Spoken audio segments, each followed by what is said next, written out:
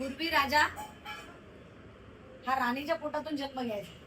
जेव्हा बाबासाहेबांनी आपल्याला भारतीय घटना दिली नव्हती तेव्हा बाबासाहेब नव्हते, त्या अगोदरचा काळ.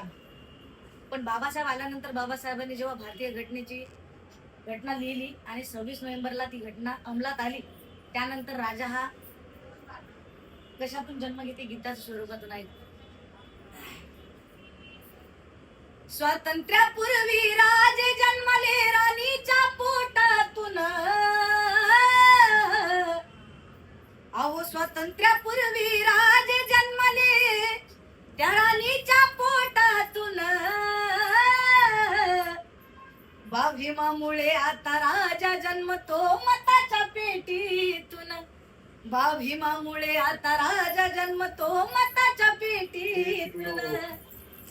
आता साऱ्याची ललकारी, राजा असो किंवा भिकारी, एका मताचा तो अधिकारी.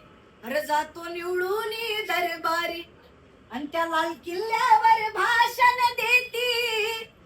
त्या लाल किल्ल्यावर भाषण देई.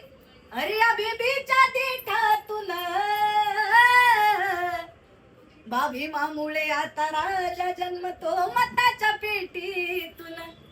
भीमामुळे आता राजा जन्मतो मताच्या पेटीतून. खरं म्हणजे या गाण्याचं महत्त्व की आजची खरी परिस्थिती म्हणजे काय, म्हणजे बाबासाहेबांमुळे आज चहा विकणारा व्यक्ती आज पंतप्रधान आहे देशाचा, हे फक्त बाबासाहेबांच्या संविधानामुळे. त्यामुळे खरंच